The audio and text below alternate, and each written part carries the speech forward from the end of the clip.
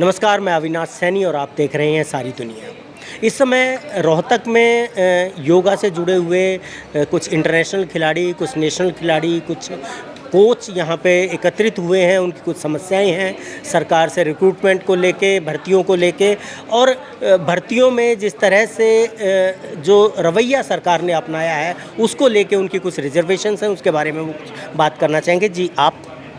Sir मैं विकास Pachauri, NIS yoga coach. जी जी क्या मसला क्या है? सर एक्चुअली मसला है कि योगा कोच की वैकेंसीज़ में ये जो आपका भ्रष्टाचार है, इसके ऊपर आज की प्रेस कॉन्फ्रेंस हुई थी और यही हमारा आज का मुद्दा है।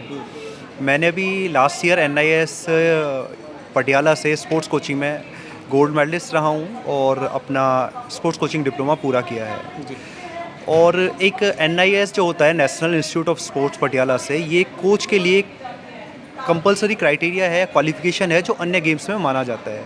तो उसी तरह अगर योगा को भी आपने खेल बनाया है, योग को स्पोर्ट्स बनाया है, तो उसके लिए भी आपको एसेंशियल क्वालिफिकेशन या फिर क्राइटेरिया NIS रखना चाहिए। पर योग आयोग के द्वारा अभी स्पोर्ट्स की जगह योगा कोच की भर्ती आयुष के अंडर निकाली गई, जो कि एक थेरेपी का स्ट्रीम है, आयुष योगा कोच के नाम से, और जिसका एलिजिबिलिटी क्राइटेरिया बहुत ही मिनिमम रखा गया। एक 3 साल की ग्रेजुएशन डिग्री को, 1 साल के NIS स्पोर्ट्स कोचिंग डिप्लोमा को एक सिंगल सर्टिफिकेशन या 21 दिन के एक कोर्स के बराबर कर दिया गया, जो कि पूरी तरह से गलत है। सबसे दुखद बात ये थी सर कि एक NIS का गोल्ड मेडलिस्ट होने के बावजूद 2006 से 2022 तक करीब 18 साल योगा का प्लेयर होने के बावजूद, नेशनल मेडलिस्ट होने के बावजूद भी मैं आयुष योग कोच की भर्ती के लिए फॉर्म भरने के लिए भी एलिजिबल नहीं था। क्यों? क्योंकि इन्होंने एक सोची समझी साजिश के तहत पहले योग सहायक के नाम पे 8,000 रुपये की भर्ती निकाली कॉन्ट्रैक्ट बेस पे, और आगे उसी भर्ती को आयुष योग कोच के नाम से निकाला गया।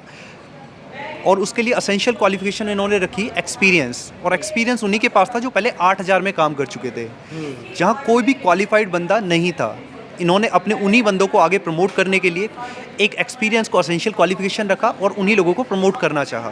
तो सरकार की मंशा ये थी कि जो पहले उन्होंने अपने लोगों को लगाया है उन्हीं को आगे आयुष योगा कोच में ये आपके रोजगार कौशल निगम के अंडर उनकी भर्ती कराई गई। और आगे ये भी बात थी, न्यूज़पेपर कटिंग ये भी न्यूज़ में पढ़ने को आया कि उन्हीं लोगों को आगे परमानेंट पोस्ट के लिए भी तैयार किया जाएगा या वही मान्य होंगे। तो एक बहुत ही भ्रष्टपूर्वक बात थी। और मैं आपको ये बता दूं कि जैसे कि श्वेता डुल जी ने भी बताया कि भर्ती के आवेदन की लास्ट डेट से पहले ही कुछ बच्चों को ज्वाइनिंग लेटर भी पकड़ा दिए गए, जो पूरी तरह से गलत था। और जब ये बात उनकी पकड़ी गई और जब ये पता लग गया और बात न्यूज़ में आने लगी, तब उन्होंने बोला कि हमने एक्सपीरियंस बेसिस पे उन्हें ज्वाइनिंग लेटर पकड़ा दिया। अगर वही करना था तो आपको आवेदन की तिथि ही नहीं रखनी चाहिए थी या एडवर्टाइजमेंट ही नहीं निकलना चाहिए था रिक्रूटमेंट के लिए। और अगर आपने रिक्रूटमेंट के लिए निकाला है तो कम से कम आवेदन की तिथि के बाद ही उन्हें ज्वाइनिंग लेटर पकड़ाते, जो कि एक सही प्रोसेस होता। बट इन्होंने पूरी तरह से गलत अपने लोगों को आवेदन की तिथि के पहले ही ज्वाइनिंग लेटर पकड़ा के ये एक बहुत ही बड़ा भ्रष्ट इन्होंने कार्य किया है। लेकिन हमारी सरकार तो कहती है कि बिना पर्ची के भर्ती होती है यहाँ पे। सर ये खाली एक दिखावा है सरकार का, झूठे वादे हैं जो कि कभी पूरे नहीं हुए जाते। जैसे कि अभी थोड़ी देर पहले भी ये बात डिस्कस हुई थी कि 6500 व्यायामशाला प्रदेश में करने की बात कही गई 2015 में, 7 साल बाद भी उसका 10% भी नहीं हुआ। 1000 योग सहायकों की भर्ती की बात कही गई, जो कि आज तक पूरा नहीं हुआ। योग शिक्षकों को, योग को एक स्कूलों में, विश्वविद्यालयों में परमानेंट विषय के बारे में बात कही गई, वो भी अभी तक पूरा नहीं हुआ। सभी प्रकार के झूठे वादे हैं, जुमले हैं, जो कि हर साल अंतर्राष्ट्रीय योग दिवस के आसपास सुनने को मिलते हैं, पर सच्चाई से इनका कोई लेना देना नहीं है। अंतर्राष्ट्रीय योग दिवस के खाली एक दिन में करोड़ों को खर्चा टी-शर्ट्स और मैट के ऊपर कर दिया जाता है। अगर उसी पैसे का खर्च योग सहायक, योग कोच, योग शिक्षक को करें तो उनका पूरा फ़ायदा बच्चों को, हमारे देश के वासियों को स्वस्थ रहने के लिए, उनकी स्पोर्ट्स कोचिंग के लिए या फिर अन्य विषयों में उन्हें लगाया जा सकता है। बिल्कुल। नमस्कार, मेरा नाम रौनक है और मैं योगा की मास्टर डिग्री की हुई है, 2 बार नेट क्वालिफाइड हूँ योगा में ही। तो सबसे पहले शुरू करते हैं इसको। हरियाणा सरकार बहुत बड़ा नाम लेके चलती है, बिना पर्ची बिना खर्ची, और दूसरा उनका मुद्दा है सबसे बड़ा पारदर्शिता। ये 2 इनके नारे हैं, लेकिन ये नारे नहीं, ये जुमले हैं क्योंकि बेरोज़गारों का इतना बुरा हाल है हरियाणा में, इतना मतलब दर दर की ठोकरें खाने पर मजबूर है। हरियाणा सरकार बड़े बड़े वादे कर देती है कि बिना पर्ची और बिना खर्ची के हम भर्तियां कर रहे हैं, लेकिन आपने देखा ही होगा, अभी इस भाई ने भी बताया है कि योग के NIS कोच की भर्ती निकाली गई, 66 पद कुछ के करीब भर्ती निकाली गई, लेकिन उसमें क्या हुआ, फार्म भरने की अंतिम तिथि से 8 दिन पहले ही कुछ बच्चों को नियुक्ति पत्र दे दिए गए। क्या आप इस धांधली का मतलब पारदर्शिता, हाँ, पारदर्शिता और पैमाना तय कर सकते हो कि ये क्या किया जा रहा है? योग के नाम पर हर साल 15 से 20 करोड़ 21 जून को दे दिया जाता है सरकार की तरफ से, खर्च कर दिया जाता है 15-20 करोड़ रुपए दे के कि भाई ये लो, ये योग आयोग खर्च कर लेगा। लेकिन ये योग आयोग ना तो भर्ती पे खर्च करता है, ना शिक्षा पे खर्च करता है, ना चिकित्सा पे खर्च करता है। खर्च कहाँ करता है? खुद की जेब पे खर्चा करता है। भर्ती नहीं होती। करीब 14,000 स्कूल हैं जब से योग को अनिवार्य विषय बना दिया गया 10th क्लास तक, 2022-23 के सत्र से हरियाणा में योग को अनिवार्य विषय बना दिया गया है। लेकिन एक भी स्कूल में, हरियाणा में 14,000 स्कूल हैं, एक भी स्कूल में कोई योग शिक्षक नहीं है। उनकी जगह PTI को 2 दिन का कोर्स करवा के ये कह दिया जाता है कि आप योग के शिक्षक का काम कीजिए। अगर PTI योग शिक्षक का काम करके तो फिर ये 1 लाख के करीब जो डिप्लोमा और डिग्री धारक स्टूडेंट्स हैं, ये क्या करेंगे? ये दर दर की ठोकरें ही खाएंगे। यहाँ बैठेंगे, कभी वहाँ धरना देंगे, कभी यहाँ धरना देंगे। बस 21 जून को योग दिवस होता है, उस दिन तो बहुत बड़ी बड़ी बातें कर दी जाती हैं। 1000 हम योग सहायक भर्ती करेंगे, इतने स्कूलों में योग शिक्षक भर्ती करेंगे, योग कोच भर्ती करेंगे, योग थेरेपिस्ट भर्ती करेंगे, लेकिन किया कुछ नहीं हो जाता, सिर्फ बातें की जाती हैं, सिर्फ और सिर्फ बातें की जाती हैं। अब आप बता दीजिए मेरे को, अब ये योग सहायक बैठे हैं, इनका भी मुद्दा बहुत बड़ा है। 1000 के करीब योग सहायकों की भर्ती निकाली गई थी 2016 में, 2016 से 2022 आ गया। एक बार कुछ 350 बच्चों को 1 साल के लिए रखा गया था, उसके बाद हटा दिया गया, ये कह करके योग आयोग की जगह आयुष की भर्ती करेगा। क्या 400 लोग आयुष को अभी तक कोई जागे नहीं है क्या? कब इनकी भर्ती करेंगे? कब योग सहायक घूमते फिरते रहेंगे? इन्होंने अब राखीगढ़ी में योग का क्या नाम था योग का, एक कोई जो भी प्रदर्शन था, इन्होंने प्रदर्शन किया, लेकिन वहाँ कोई प्रोग्राम था योग का। राखीगढ़ी में पुरातत्व स्थल आपको पता है, वहाँ इकट्ठे हुए थे, वहाँ योग की क्रियाएं की गई थी, लेकिन उन्होंने वहाँ खड़े होकर कहा था कि आप ये फॉर्मेलिटी करनी छोड़ दीजिए, आप लोगों को भर्ती करनी चाहिए। अब मैं डिग्री हूँ, नेट क्वालिफाइड हूँ, हरियाणा में कम से कम 15 से 20 यूनिवर्सिटी हैं जो मास्टर्स इन योगा करवा रही हैं। 2014 से UGC 2014 से नेट का पेपर करवा रही है। करीब 30 से 40 हज़ार बच्चे हैं जो नेट क्वालिफाइड है, लेकिन 2014 से लेके अब तक एक बार भी किसी यूनिवर्सिटी में कोई परमानेंट असिस्टेंट प्रोफेसर, सहायक प्रोफेसर की भर्ती नहीं आई है।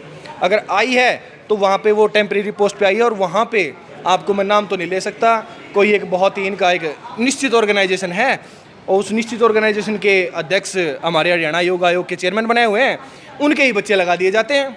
हम जैसे लोग कहाँ जाएं, कहाँ घूमें? दर दर की ठोकरें खाने पे ही मजबूर हैं। तो ये तो बड़ा सवाल है पारदर्शिता पे, और जो बिना खर्ची और बिना पर्ची की जो सरकार है इसके ऊपर। और सिर्फ इतनी बात नहीं है, ये तो योगा के जो स्टूडेंट्स हैं, अभ्यर्थी हैं, उनकी बात है। हरियाणा में लगातार जो भर्तियां हो रही हैं, या तो भर्ती निकल नहीं पा रही हैं, या निकलती हैं तो उसके बाद फिर पेपर नहीं होता, कोई ना कोई ऐसा कारण बनता है कि वो पेपर कैंसिल करना पड़ता है। और अगर कुछ पेपर हो भी जाए तो उसका रिज़ल्ट नहीं आता, रिज़ल्ट आ जाए तो फिर भर्ती नहीं होती, कोर्ट में चला जाता है। और पिछले कितने ही सालों से कोई बड़ी भर्ती हरियाणा में नहीं हो पाई है इसी वजह से। आप क्या कहना चाहेंगे? नमस्कार जी, मैं प्रशांत, योग वॉलंटियर हिसार से। सरकार ने 2016 में योग वॉलंटियर के नाम पर 1000 वैकेंसियाँ निकाली थी, जिसमें से हम 125-150 के आसपास मिले थे सरकार ने उस टाइम पे। QCI पास, उन्होंने बोला था कि QCI पास अगर आप हैं तो आइए। शुरू में तो वो लाखों फॉर्म चले गए थे, उन्होंने बाद में निकाला एक ढकोसला कि QCI का पेपर होता है, एक दिन प्रैक्टिकल लेते हैं, एक दिन थ्योरी लेते हैं, जिसमें 5 से 6 हज़ार रुपये लिए जाते हैं एक कैंडिडेट से, जिसमें कोई भी आज नेट का या और कोई भी हमारे हरियाणा में कोई भी टेस्ट नहीं है इतना महंगा।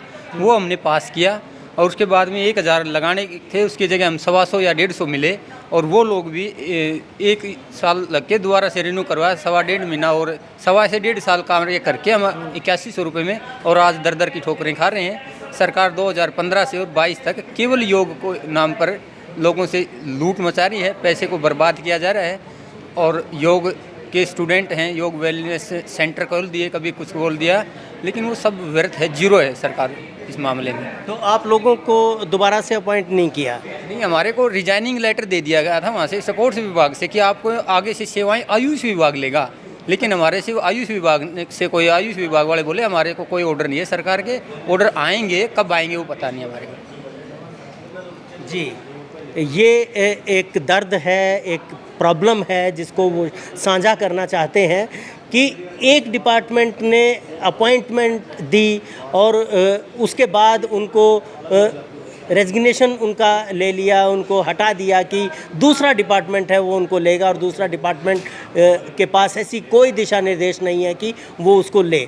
तो इसी अपनी व्यथा को लेके, इसी दर्द को लेके ये यहाँ पर इकट्ठे हुए हैं और अपनी बात सरकार तक पहुँचाना चाहते हैं, लोगों तक पहुँचाना चाहते हैं कि किस तरह से जो हमारे बीच में जो अधिकारी हैं या जो ऐसे जिम्मेदार पदों पे लोग बैठे हुए हैं जिनका काम युवाओं को रोज़गार देना है, लेकिन वो इसमें किस तरह की धांधली चल रही है, ये बात ऊपर के अधिकारियों तक, सरकार तक पहुंचाना चाहते हैं। शुक्रिया आपका।